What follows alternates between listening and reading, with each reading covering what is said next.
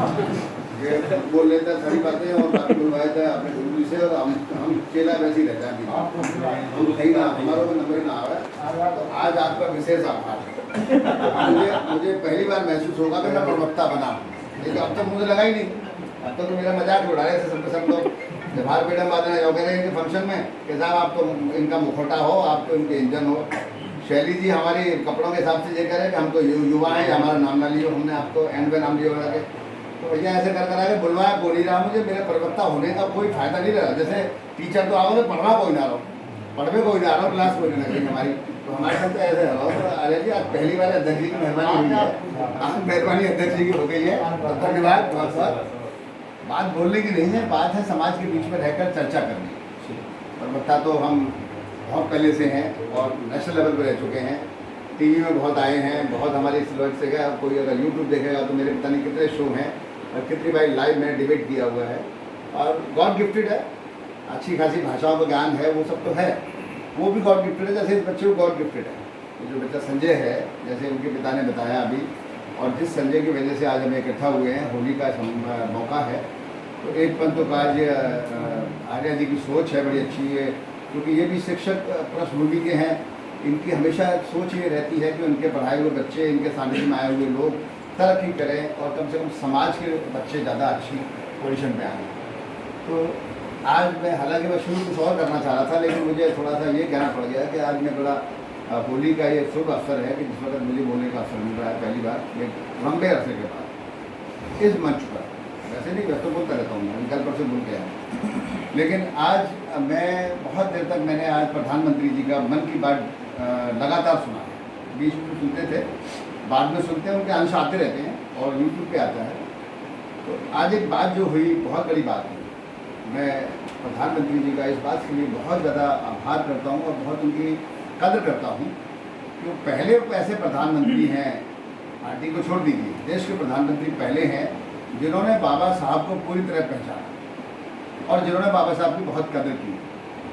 प्रधानमंत्री जी मोदी जी के कार्यकाल में ही बाबा साहब के 5 वो स्थान बने हैं जिनको हम तीर्थ स्थान कह सकते हैं, और बहुत ऐतिहासिक बने हैं, बहुत सुंदर बने हैं।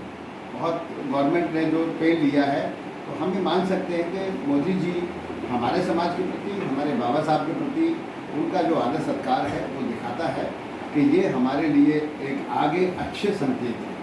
और जिन बाबा साहब की वजह से आज संजय हो या हम हो या प्रिंसिपल साहब भी उसी पृष्ठभूमि से आए हैं, या ये एससी मोर्चा बनाई उन्हीं की वजह से, इसको तवज्जो भी तभी मिल रही है। अगर संविधान में हमारा कोई जिक्र नहीं होता, हमारी कोई पता नहीं होती, तो कौन तवज्जो दे रहा था। तो ये सारी चीज़ें कहीं ना कहीं उन बाबा साहब की वजह से है, जो हमारे आदरणीय हैं, जो हमारे हम उन्हें मसीहा कहते हैं अपना, बिल्कुल है।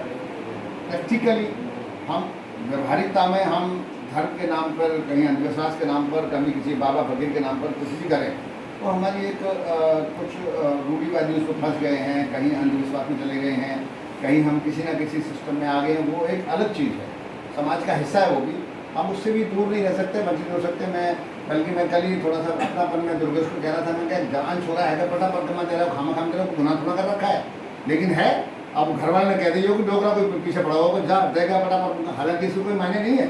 मैं एक बात बहुत खोल के कह रहा हूँ, इस बात में कोई मायने नहीं है कि हम कैसे वो करते हैं। स्मरण जो है, भावना आदमी के हृदय में होनी चाहिए। बाबा साहब को मानने वाले नॉन शेड्यूल कास्ट भी हो सकते हैं, जो संविधान को जब फ़ायदा लेते हैं वो ये कह सकते हैं कि इनकी मेहरबानी से विश्व का सबसे अच्छा संविधान भारत का है, वो भी फ़ायदा ले रहे हैं। इनके संविधान में सिर्फ हम दलितों को फायदा नहीं मिल रहा है, पूरे देश को फायदा मिल रहा है। जो व्यवस्था है पूरी इन्हीं के संविधान में है। जो आज हमें लॉ एंड ऑर्डर मिलता है, जो आज हमें सिविल सर्विसेज मिलती हैं, जो आज हमें जो कुछ भी मिलता है, जो प्रावधान है, सब उसी संविधान के दायरे में है जो बाबा साहब ने दिया। तो ऐसे करके ये, लेकिन वो भावनाएं हैं, कहीं ना कहीं फंसा है आदमी।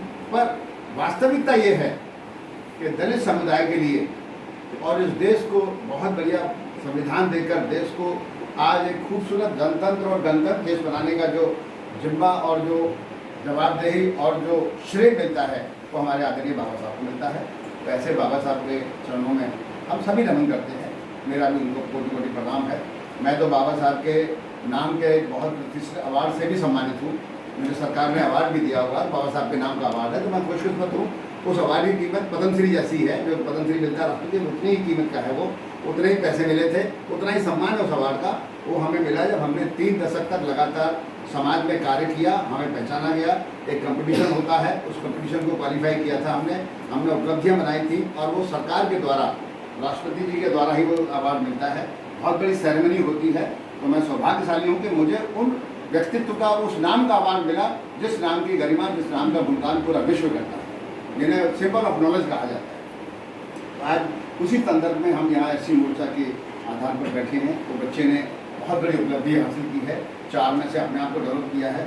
आप सब बच्चों को, बात डायलॉग की नहीं है, बात कहनी भर की नहीं है, इसका अनुसरण ईमानदारी से करना चाहिए। एक लक्ष्य बना के चलो कि हमें कहाँ तक पहुँचना है। जो बाबा साहब ने 3 मूल मंत्र दिए थे, उसमें शिक्षा, शिक्षित बनना और गोल पर पहुँचना वो तभी होगा जब हम एक टारगेट लेके चलेंगे।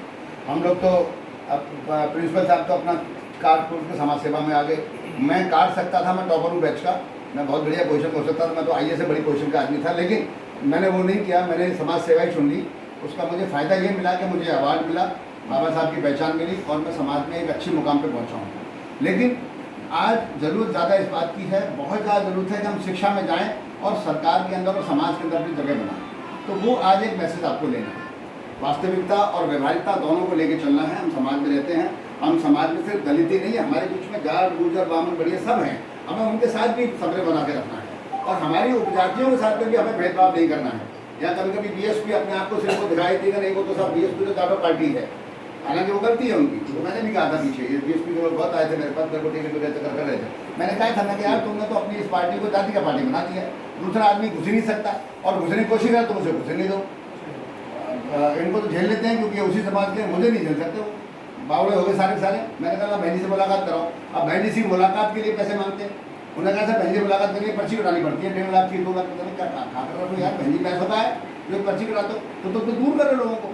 बहन जी के उस बीएसपी के अंदर आप मुझे बता दीजिए, कोई भी एक आदमी सिवाय जाटव के किसी पद पे है तो कुछ 2-4 मुसलमान जरूर पकड़ लिए उन्होंने, कोई नहीं है। तुमने पार्टी को खुद ही खराब कर दिया, तुम समाज को खुद ही तोड़ रहे। अरे गुलदस्तों को बना के रखो ना, सबको लेकर रखो। इसमें ठीक है, इसमें खटीक भी है, इसमें धोबी भी है, कोली भी है। तो ये मोर्चा है, मोर्चे में सारे होने चाहिए। बाबा साहब ने तो सबके लिए कहा था।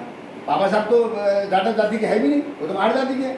पता नहीं जाटवों ने क्या कर लिया, मायावती ने क्या कर लिया, काशीराम ने क्या कर लिया, पेटेंट कर दिया उसको। और उसका नुकसान ये हुआ है कि जो एक पार्टी, जो एक समुदाय बहुत अच्छे लेवल पहुँच सकता था, वो आज मोहताज होकर रह गया। आज आपको जरूरत पड़ती है मिश्रा की, सतीश मिश्रा की पार्टी को चलाने की, आज जरूरत पड़ती है मुसलमानों की, तो आपका वजूद कहाँ गया फिर? खैर ये राजनीतिक बात है, मैं उस पर ज़्यादा नहीं जाऊँगा। आप समझदार लोग हैं और यंग बच्चे बहुत बढ़िया बात समझते हैं। इस बच्चे ने जो बात करने की कोशिश करी, वो हमारे दोनों नौजवान के बच्चे बात करने की कोशिश करें, अच्छी बात करने की कोशिश कर रहे हैं। उनको समझ है कि बाबा साहब क्या है हमारे लिए, हमारा समुदाय क्या है। लेकिन बेटा आप लोगों को गोल अपना निश्चित करना पड़ेगा। हमारी तो कट गई है, हम तो बात ही कर सकते हैं, लेकिन हम अपने बच्चों से भी यही उम्मीद करते हैं। हमारे बच्चे भी अच्छे उसको पोजिशन में हैं। इनका बच्चा दिल्ली में एक नौकरी कर रहा है और मेरा बच्चा विदेश तक पहुँच गया है। तो यही कहीं ना कहीं पहुँच के अगले 50 साल में जाके कहीं हम समरसता पे आएंगे। अभी तो हम समानता की बात करें, समरसता तो हो ही नहीं सकता। अभी समानता और समरसता में बड़ा बुनियादी फर्क है, ये समझने वाली बात है। समरसता तो बहुत देर में आएगा, तो पहले अपने आप को डेवलप करके समानता के उस लेवल पे लाना है, फिर समरसता की बात हो जाएगी और वो होगी। बाबा साहब का सपना था, बाबा साहब ने यही सोचकर आरक्षण दिया था कि जो सदियों जिसका शोषण हुआ है मेरे समाज का, वो तो कभी कंपटीशन में आ ही नहीं पाएगा अगर उनको रिजर्वेशन नहीं होगा, अगर उनको हम प्रावधान नहीं करेंगे। तो ये बहुत ज़रूरी है। तो ये आज की ज़रूरत इस बात की है कि हमें आगे बढ़ना है इन सबको लेकर। राजनीतिक बातें बहुत नहीं करेंगे, होली का मौका है, समाज की बात है। और राजनीति में भी मैंने जिक्र किया प्रधानमंत्री का। प्रधानमंत्री एक सोच है इस वक्त नरेंद्र मोदी जी समुदाय के लिए, बाबा साहब के प्रति जो उनका आदर है, हमें उनका आदर करना चाहिए। और देश में आज जो ज़रूरत है उसमें अकेला वाहिद एक आदमी है जो इस बात का खुलेआम जिक्र करता है। बहुत बढ़िया जिक्र उन्होंने आज किया मन की बात के अंदर। मैं इस बात के लिए बड़ा प्रभावित हुआ हूँ। आज मुझे मौका मिल गया तो मैं आपको डिस्क्राइब भी करता हूँ। एक नई बात एक हमने और शुरू की है, मैं आपको थोड़ा कहना चाहता हूँ, थोड़ा चर्चा करना है इस बात की, सोचना है इस बात। ये जनसंख्या जो इस कदर बढ़ रही है और जो हालात हो रहे हैं, आज क्यों परेशानी आ रही है? आज चार जगह होती है और 400 आदमी आता है, बहुत बढ़ रही है और लाइबिलिटी ज़्यादा बढ़ रही है और मुश्किल आ रही है। इस पर भी प्रधानमंत्री से एक जनसंख्या समाधान फाउंडेशन एक पिछले 7-8 साल से वर्क कर रही है, जन जागरण कर रही है।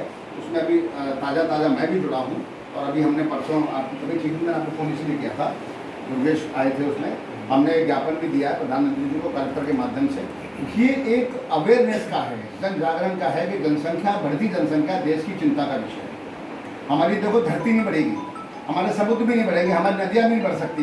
गंगा जमुना दो ही रहने वाली हैं, तीसरी कोई नदी हम पैदा नहीं कर सकते। ये प्रकृति का प्रावधान है, ये बढ़ेंगी नहीं। लेकिन लोग हम बढ़ाए जा रहे हैं, लोग हम बढ़ाए जा रहे हैं। और एक ये चिंता का विषय हो जाता है कि जब लोगों के पास खाने को नहीं होगा तो ग्रह युद्ध हो सकता है। कोई पैसे वाला आदमी होंगे, कोई 2-4 आदमी ढंग के होंगे, आर्यानी जैसे लोग होंगे, मान लीजिए थोड़े बहुत ठीक ठाक लोग होंगे, जो बिल्कुल भूखा नंगा परेशान आदमी होगा वो कुछ भी करे होते आप। तो ये एक स्थिति हो सकती है अगले आने वाले 20-30 सालों में। देश में अराजकता का माहौल हो सकता है। इसको रोकने के लिए लोग स्वेच्छा से नहीं मानते, लोगों में मानसिकता उठी है। आज तक भी लोग बहुत हैं, लगातार 3 बच्चे हो गए, लड़के के चक्कर में लड़कियाँ 4 हो गई, फिर लड़का जैसे तैसे हो गया तो 5 हो गए।